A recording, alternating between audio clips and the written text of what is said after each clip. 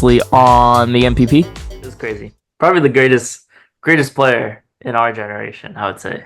Right? Maybe all time. I mean, I still think Mike Trout has been a better player overall, but I think Ohtani will take over. I mean, he's only been in the majors for what, 5 seasons now, maybe 4 seasons. Um, Yeah. yeah, I mean, what we're watching right now is probably I don't know who will ever beat that. I think this is like what it probably felt like to watch prime Barry Bonds. What's going on, everybody? Welcome back to the MPP, the Noah and Patrick podcast, and this is episode number 4 of the new season, season 3. If you are new here, welcome. Hopefully everyone is enjoying the new episode. Hopefully everyone's enjoying our picks on Thursday morning. We started off strong with the Dallas Cowboys winning last night against the Giants. A little closer than I probably wanted it to be, 20-15. Dallas did have a chance to go up by 8, but Brandon Aubrey. The When he clock missed was running that, down. It's like no, when he missed that, I was just like, that's just our luck. Giants are somehow gonna find a way to win this. it's kind of crazy. I guess the spread was 5.5. Ooh. Yeah. So, hey, NFL has a way to keep making it look interesting and not for the odds. So. All the conspiracy theorists out there. Brandon Aubrey, it's his first ever miss from 50 plus. Yeah. And it happened when it was 5.5 spread. So, hey, it was scripted. Yeah, it looked like it was a little rushed too. They're like, oh well, I guess we'll just go out there. Shoot. I don't know, but hey, we'll take the 16 points. Good start. There was some people that picked the Giants, so especially in our more expensive league, we're looking good. I told Noah last night the guy in first, we basically picked the same team, so this could be our week. Feel good. It's good that we don't have all the same picks because, we get one of those. We take that first place, Yeah. Oh, wow. I just noticed that Noah has his Derrick Rose jersey up. Whoa. Yes. I'll talk about a little bit about Derrick Rose later, but Yeah. Gotta throw it up for a little while, at least just for my boy there. Yeah. Hanging in your rafters. Yep, exactly. All right, what headlines we got this week? Yeah, so we'll start with MLB is getting closer and closer to the playoffs. There's only 3 games left in the season. So I thought we'd go over a little bit of who's making it and which teams are fighting it out in the wild card right now. So the New York Yankees and the Baltimore Orioles both clinched. The Yankees have clinched the division, and then the Orioles have clinched the top spot in the wild card. I believe they can still get second because there are 3 games left, and the 2 other teams are at 85, but I doubt it. They are facing a team that's fighting in the wild card right now, so they have a chance to knock someone out. And then the Cleveland Guardians clinched their division. And the Houston Astros, who had a terrible start to the season, have clinched the division. Seattle could not keep it going this season. They had a rough patch mid-season right after the All-Star break, and they did not make the playoffs. Also, reigning World Series champion Rangers did not make the playoffs. The wild card Royals, Detroit, and Minnesota all fighting for the last 2 spots. All AL Central teams too. So it's going to come down to the wire. The Twins are the only team keeping this alive here. They're 3 games back, and I believe they're facing the Orioles. So they have to sweep Orioles and then the Tigers are facing the White Sox. So the White Sox will have to sweep the Tigers, and the Royals would have to get swept also. So the Twins are hoping for a miracle, but it's looking like at least the Tigers, they need to win one game against the White Sox, and they're in. They made a nice comeback here at the end of the season. Crazy. They got a good young team, and you can see them potentially for years to come. Yeah, crazy that they traded away 3 of their best players at the deadline. Kept Skubal. He's gonna win Cy Young. But I heard that the team's just playing with energy, a lot of young talent. So I think, yeah, definitely gonna make it. I want to see the Royals make it. Um, Another young team. It's gonna be great for the Royals. Yeah, it's looking like the Royals and Tigers pretty much got it. Yeah. I don't think the Twins will be able to pull it out. They had a tough stretch also.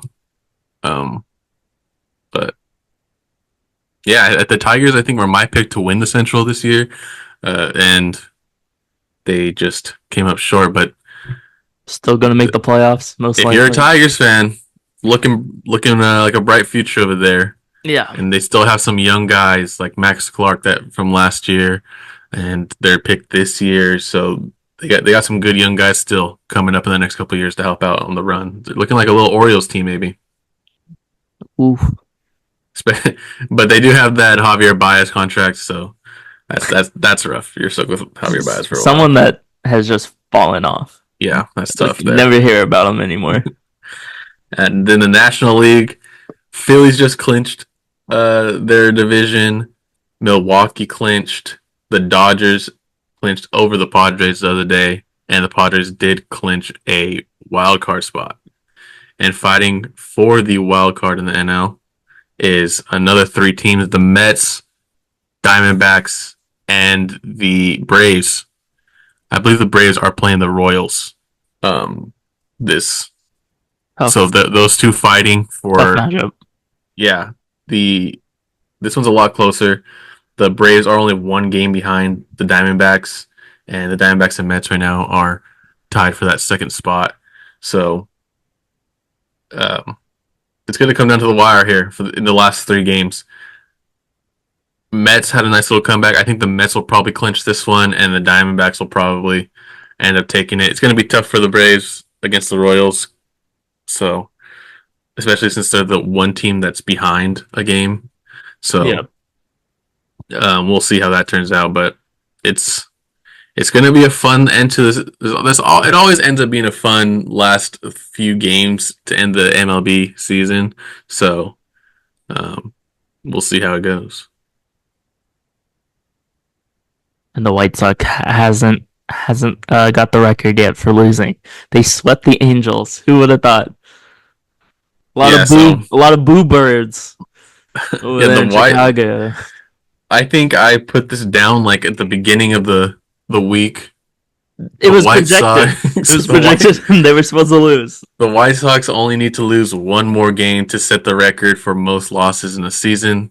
The last team was the New York Mets. They lost 120 games in 1962. Yeah. So 1 more game, they're facing like I said, the Tigers. So it looks like it's going to happen. But they just swept the Angels. So, man, the Angels, you guys just delaying the inevitable there. But it's going to be fun. It's going to be fun. We got some history being made here. They're 1-94 if they're trailing after 7 innings. So if you see them, if they're losing in the 7th inning, it's almost a lock that they're going to lose that game. 1-94. I wonder who the 1 was. I don't know. I have to look it up. That's tough. 1-94. I'm sure there was a walk-off win somewhere. They had a few walk-off wins. I think Andrew Benintendi leads them with like 4 this season. So. They did shut out the Angels yesterday too, that's 7-0. So they're fighting for it. They're fighting for it. I only know that because one of my coworkers is an Angels fan, and he was pretty sad that his team just got swept by the worst team MLB. So Yeah, but I mean, Angels aren't that great either. I think that was their 92nd loss. So yeah, they did not hit the 100 mark, but they were close. yeah. Next, we got some interesting college football news. Biggest story of the week, I would say. Yeah, UNLV QB decide to redshirt after not receiving his NIL money. Apparently, he was owed $100,000, and to redshirt, you cannot play 4 games in the season. So 3 games they played. They're 3-0, a surprising 3-0 for UNLV, who were Ranked. yeah, I think they were the worst team last year, or one of the worst teams last year in FBS. But yeah, they're ranked. They lose their QB because of a money dispute here, and then they also lose their running back, Michael Allen, not the starting running back, but he's their 4th leading rusher, and he's going to be sitting out, redshirting, and transferring. He's doing it because of playing time, not because of money, but he believes he should be playing more. So it's interesting that this is going to be this is going to be the new normal. I think this is the first time I believe we've seen it. Yeah. But yeah, Matthew Sluka making history here. Yeah, I mean they were saying that he's only they were saying that UNLV, the assistant coach said that they were going to pay him 100,000, and then come to find out UNLV doesn't have that money to pay him.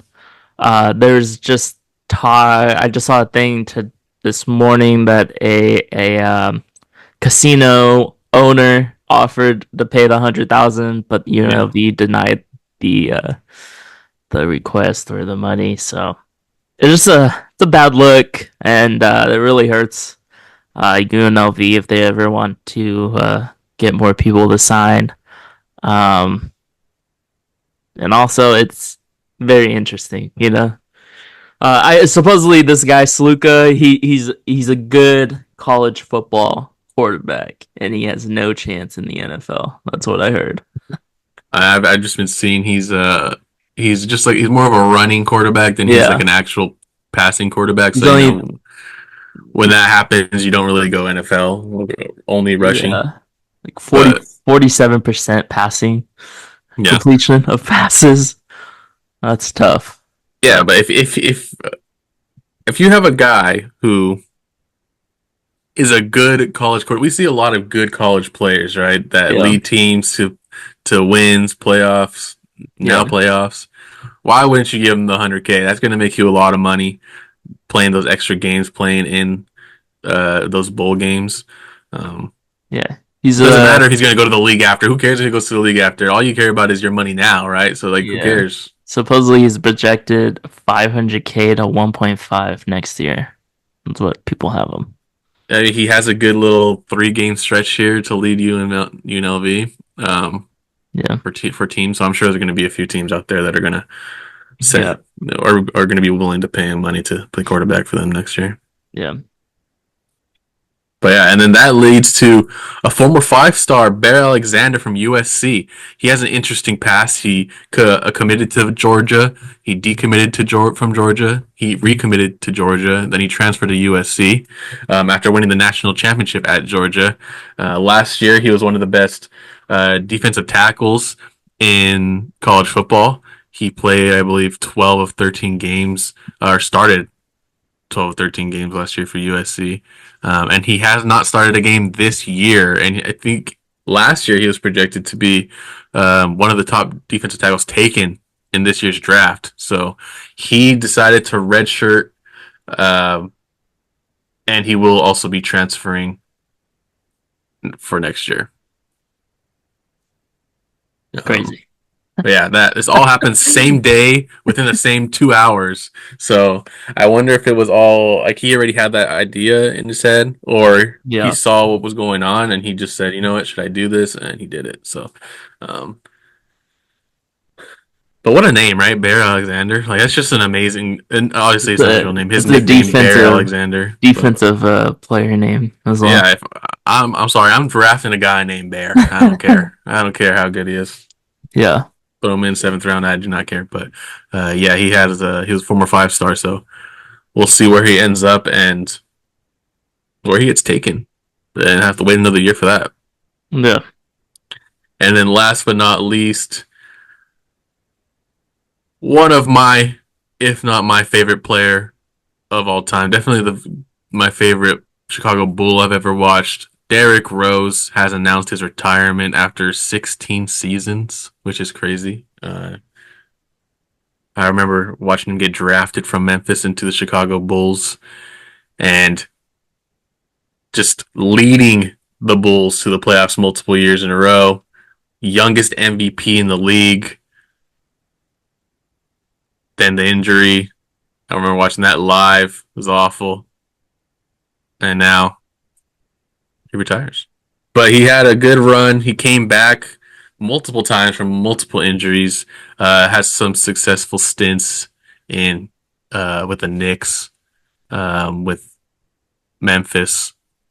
He dropped 50 in Memphis. He came back to the Bulls. They led him to the playoffs and they lost to LeBron in I think 6 games. He had a game-winning shot in that series.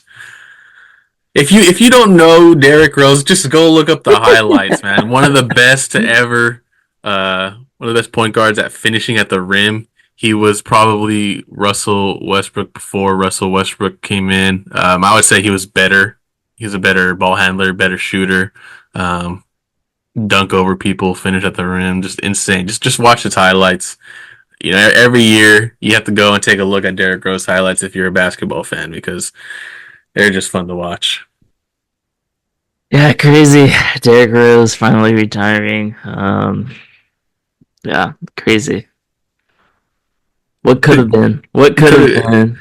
If he didn't get hurt, he definitely would have been one of the best point guards, at least the best scoring point guards of all time. Yeah. Fun to watch, real fun to watch. It's a shame what happened early on, but hey, he left a huge impression. That's for sure. Yeah. Because there are a lot of people who remember those times back then. And Yeah. I've just been seeing all the edits everywhere. It's great. It's crazy. All the highlights everywhere. Getting sucked in. Yep. Oh, cool. Well, onto my headlines. Shohei Ohtani's historic 50th home run ball. It's going up for auction finally.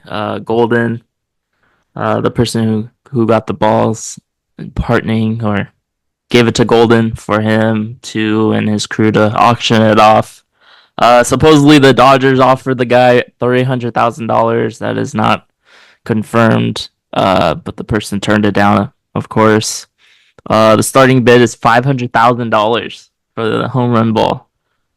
The last ball that was ever auctioned got 1.25. I forgot who it was, but that was the last ball. It was Judge's home run ball. 62nd home run ball. This is a way more historic ball. Yeah.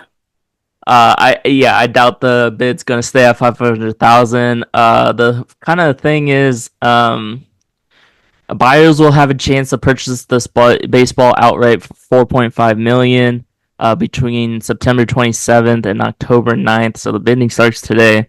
If bidding reaches 3 million prior to October 9th, however, the option to purchase private will no longer be available and interested parties must compete and bid for the baseball. So, I don't know. If you really want that ball and you see it hit 2.5, just pay the 4.5. Yeah. If you have that on you, just do it. Yeah. So, and you really want it, yeah, pretty crazy. The first person to touch the baseball, I guess, was an 18-year-old, and that some adult came over and stole it from him, and now that 18-year-old is suing the guy because it should have been his. So I don't know. It's kind of weird and a weird situation when that happens. But we'll see how much this ball goes for. It has a black mark on it, so at least you have some identification on the ball that it was hit. If it was just like a the baseball just didn't look like it had a bat mark on it, I would be like, eh. Well, I believe each ball has like an authentication number Yes, they for did. MLB, Yeah. so it should. It's don't fall for the scams because Yes. It is. I don't know how you would be able to scam off that. Well, supposedly, when he was getting close to the number, um, MLB had to put their mark on each baseball. Yeah, So, kind of crazy. If the person left the stadium and didn't get it authenticated, then he wouldn't have been able to sell it, which is yeah. crazy. So, I guess we gotta catch more foul balls, huh? Or home run balls. Just got to figure out, follow the historic moments going on, and then grab some seats. Yep. Next I got some football. There's 3 teams left who are 0-3. We got the Jaguars, the Titans, and the Bengals. Instead of, we all know the Bengals probably had the best chance of making the playoffs out of those 3 teams. But let's predict each team's record, starting with the Jaguars. 0-3 to start. I got them at. I'm gonna say they win. They win 5 games. So they're gonna be 5 and what is that? How many games? 17. 12, 5 5 and and 12. 12. Yes. Because there's 18 games, right? No, there's 17 games. 5 and 18 11. weeks. 17 games, 18 weeks. 5 and 12 would be 17. Okay, 5 and 12. Yeah.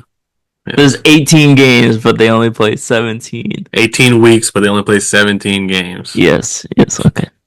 Thank you. 5 and 12 for the Jaguars. I'm looking at the Jaguar schedule right now. Yeah. It's not looking good. Yeah. I mean, they faced the Texans a few times. Yeah. I don't know. I don't even know if they'll beat the Colts or the Bears. They do get the Patriots, but then they face the Packers, Eagles, Vikings, Lions. I think 5's fair. I think 5, maybe even 4. I think I'll go 4 just to be different. 4-13 for the Jaguars. They just have not looked good at all. Their defense just, man, good luck. Trevor Lawrence looks like he's regressed significantly. Yeah. I don't know what happened with him, but if you're watching the last game, his overthrown ball to Brian Thomas Jr. was awful. Like, it wasn't even close. This has to be one of the worst throws this year. Up there with a Will Levis throw. Pick any Will Levis throw at this point. Yeah. But yeah, it was a tough one. Who's next? The Titans. I could argue 5 and 12 is probably another good mark here, but I'm gonna go one more, and I'll go 6 and 11 for the Titans. Ooh, Yeah, think they you're do gonna face go the up. Jaguars, so That's true, and yeah, I think they could get one. Want to yeah, split the series with them? yeah, and they got the Dolphins. Oh,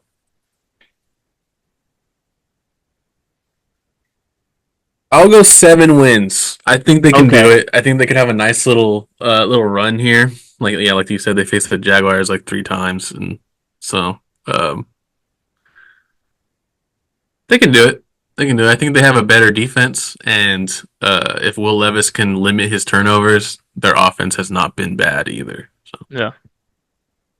they've looked better, that's for sure. Yeah. And then finally the Bengals probably has the most hope. They look like the offense is getting back into form, but the defense is still struggling. I am gonna go 8 and 9. They're not gonna get past 500, but somehow they make a wild card spot at 8 and 9. 0-3, and they're known for being slow starters, but they're in a tough division. and Yeah. I think they'll probably get 6. Ooh. Yeah, I don't know. I don't know if they're gonna be able to come back. They have a tough. I mean, they faced the Cowboys, Steelers multiple times. Steelers look great, so it's just I don't know. I don't know if they can do it. Their defense is just not good. Nice. Like we have them losing to the Panthers this week, so Oh, well. that's how rough it's been for them. Recency bias on the Panthers since they Yeah, Andy Dalton put up 3 touchdowns, no interceptions against the Raiders. So I mean, but still, it's tough for Bryce Young here. He had to face 2 tough defenses, and then he doesn't get to face the Raiders, bottom defense in the league, and now the Bengals, who have one of the worst defenses in the league, also. So tough for Bryce Young there. But hey, great for Andy Dalton. That's yeah, just great. the Red Rocket, right? His Yep, nickname. yep, Red Rockin'. Finally, my last headline. Last week, I think it was last week, a minor league catcher tipping pitches to the batters, just literally telling them what pitch was going to come because he did not want to play in the playoffs. This week we got CJ Abrams, one of the top prospects, I would say, for the Nationals. He got sent down to AAA because he gambled in a casino all night long before a game and lost $180,000. People recognized him at the casino.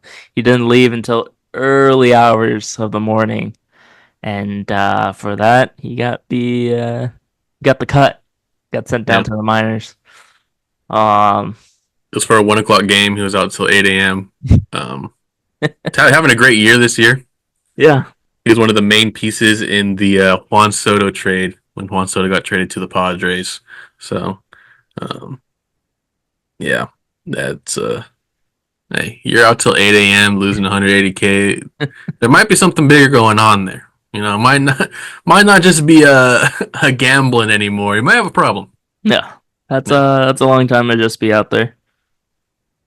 Yeah, But I don't know his contract situation, but I don't think he signed the big one yet.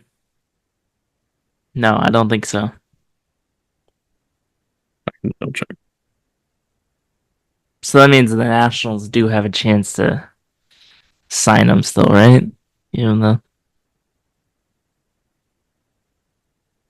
Yeah, but because when you're a MLB player and you make it to the MLB for the first time, you have to play 6 years for that team, hmm, and they can just keep renewing your contract over and over again for like 4 years, yeah, and they just renew you for uh, the minimum, which is I think 750K, and then you can. It's kind of complicated. It's a thing called arbitration where you can fight for more money. So like players can argue that they deserve 5 million this year because of how they played last year, and then the Nationals can say, "No, we want to pay them 3," and then they go and they like have to have an argument about it, and they pick a side. MLB picks a side of who's right. So, or they can just sign up for a big contract, nice, which I think will probably end up happening for Abrams. nice. Well, that's it for my headlines. Our headlines for this week. Let us know what you think about that. Next up, we got our underdog picks. Yeah, we didn't do bad last week. What did we finish? Did we finish with just 2 misses again? Yeah, 2 misses again. I don't remember what the picks were. Back-to-back weeks where we have 4 out of 6, and we'll take it. Still winning money. Oh yeah, Jordan Mason didn't hit, and then one other Yeah. didn't hit. I don't remember. Oh, I think it was one of my picks. Yeah, we both went 2 for 3 on our picks. Yeah. It was a touchdown. I don't remember for who, but Patrick had a touchdown and it didn't hit. For one of the Kenneth players. Walker? No. No, Ken Walker didn't play. Anyways. Yeah, but this week for our underdog picks going into week 4, we're gonna start off in North Carolina. We got Xavier Legette, the Panthers' top pick this past year. He's looked decent last week with Andy Dalton, and I think he'll go a little higher than 35.5 receiving yards this week. The Bengals pass defense did not look good against Jaden Daniels, the rook. So just imagine how it'll look against a vet, Andy Dalton, the Red Rocket, as he said, as he's called. Next, we'll go to the Steelers. One of Justin Fields' favorite targets, Pat Fryermuth. He's caught 4 balls every game this season. He's a 4-catch, 30-yard monster. So let's hope he keeps it going, make it 4 games in a row against the Colts, whose defense has not looked great either. Next, we'll go to the 49ers. He let us down last week, but I believe the 49ers will be up in this game, hopefully pretty comfortably. And they're going to start running it a lot with Jordan Mason. So I'm going to go Jordan Mason higher than 84.5 rushing yards. Nice. Pick him again. Why not? Yeah. Was it who'd you pick last year? Rashad White. Rashad White receiving was always hitting last year. Not this year, though. It's a different story. Yeah. My picks this week, I got Brian Robinson Jr. getting a touchdown against the Cardinals. Cardinals got ran on last week. I think Brian Robinson. I think I picked last week David Montgomery to get a touchdown, and he did. So Brian Robinson gonna have another good look this week against the Cardinals. Next, I got Bo Nix for the Broncos, higher than 32 passing attempts against the Jets. I think it's gonna be another passing clinic for Bo Nix. The run game's not there for them, and he's hit this mark over the last 3 games. So 32, a little low. I think it's gonna be higher than that. And my final pick is Jamar Chase getting a touchdown against Carolina. Like I said, Joe Burrow finding his groove with Jamar Chase. And why not? A little touchdown against Carolina. Yeah, 31.91 times your money on this one. Throw a dollar on it. We'll see if it works, Don't gamble. This is not gambling advice. Pick responsibly. Okay. Nice. I always put down $1. Why not? Yep. Do we try the grid again? We can. If you want.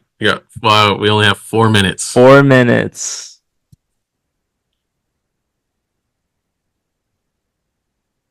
Oh, this is an interesting one. You ready for this one? Let's do it. Immaculate Grid. Look at that one right there. Born outside U.S. 50 states in D.C. Rudy Gobert. Yeah, it's probably an easy one. One of the Gasol brothers there, easy. Go Mark. Could have been Danny Gasol brother. Hornets. The Hornets. Peja Stojakovic.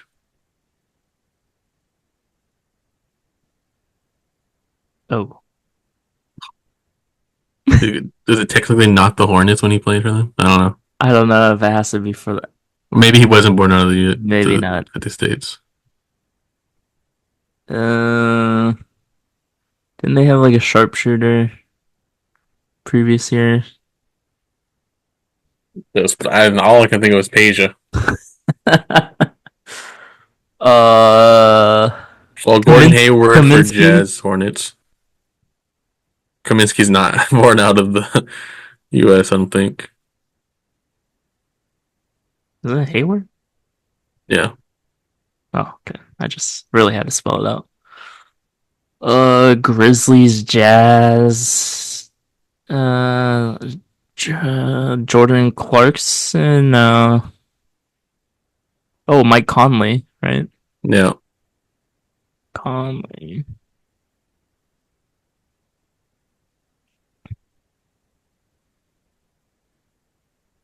Oh, this is more than we had last time, I think. Timberwolves, Jazz, huh?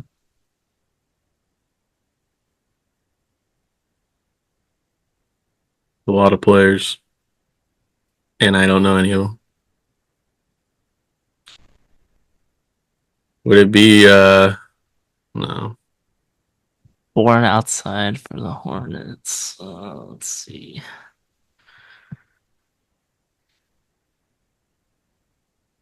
No draft picks, huh? But Bayumbo? Bismack? Yeah, Bismack. That's a great pick. There you go, baby. Wow, that's a great pull.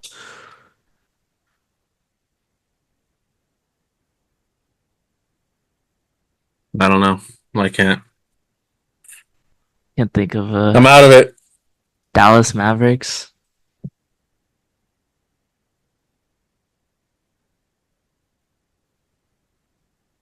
I don't know. Well, we'll think about it more. But this is a good start. Way better, faster than last week. So Yeah, we keep going, but we're out of time. Thank you everyone for watching again. Another week, another episode of the MPP, the Noah and Patrick podcast. wow, a little outro there, huh? Yeah, you like that? All right, Pretty good.